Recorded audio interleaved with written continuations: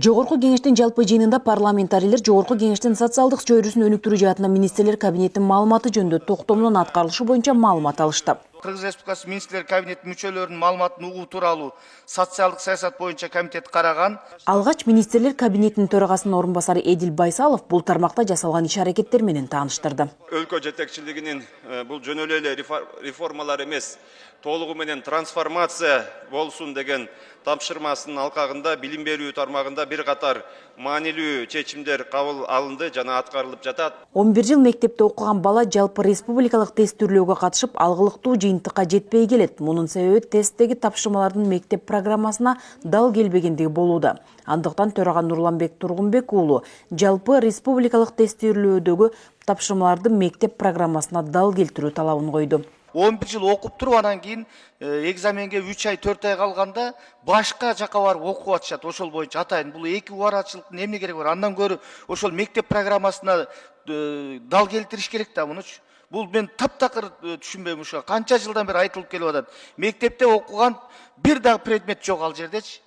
Эки башка. Ошон үчүн бүт окуучулар акча төлөп башка мугалимдерге барып атайын даярдыктан өтүп атат. Ушундай убаракерчиликтин кереги барбы?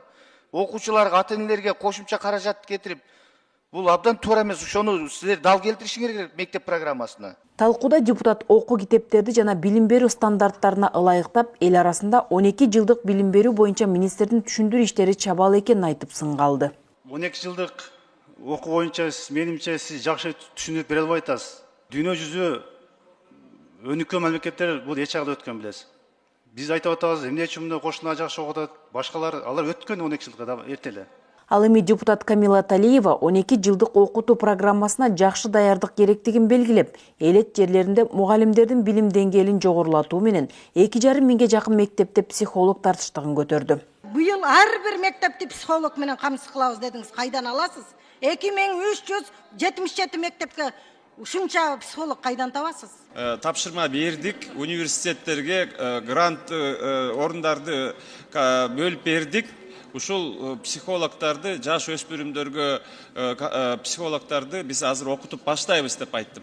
Өткөл мезгил учурунда жаштар мектепте бирге окуган улан кыздар менен тил табыша албай, көп учурда өз жанын кыйган учурлар кездешүүдө. Өрөй учурган окуялар катталганда гана көңүл бурбай. Мындай жагдайларда алдын алууга эл өкүлү чакырды. Жылдын башында эле 2,5 айдын ичинде 17 мектеп окуучу балдардын трагедия менен өмүрлөрү кыйылып отурат да. Кандай иш-чаралар жүрүп атат астыда? Ошо боюнча бир маалымат берип койсоң. Бул ата-энеден ошол үй бүлөнүн ден соолугу, үй бүлөдөгү климат, үй бүлөдөгү колдоо. Бунун бардыгы мамлекеттик деңгээлде, урматтуу депутат, сиздердин да катышуңуздар менен бул өтө чоң көйгөйгө биз көңүл бурушубуз керек.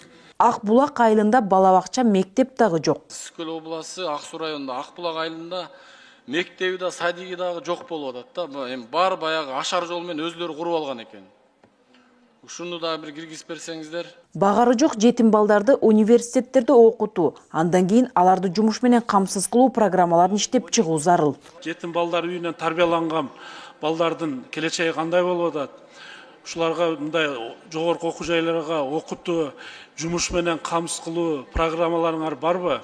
Буларды биз тарбиялап эле, мамлекет тарбиялап, ошондо өстүргөндөн кийин булардын келечегине да бир көз салып коюшубуз керек да. Ал эми депутат Марлен Маматалиев Борбор калаада жол тыгындарын азайтуу максатында кант токмок шаарлары тарапка студенттик шаарчаларды ачып, аларды көчүрүү сунушун берди. Өзүңүз деле келе атканда көрсөңүз керек, пробка болгон жок да. Анткени мына азыр мектептер, университеттер, студенттер бүгүн окубайт, эртең окубайт.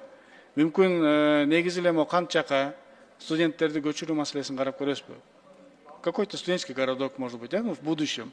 Анткени биз азыр развиваемся, строимся, опять строимся, может быть, в предыдущем, отныне будем только строить там деген. Жыйынтыгында аталган токтом долбоору жогорку кеңеш тарабынан жактырылды.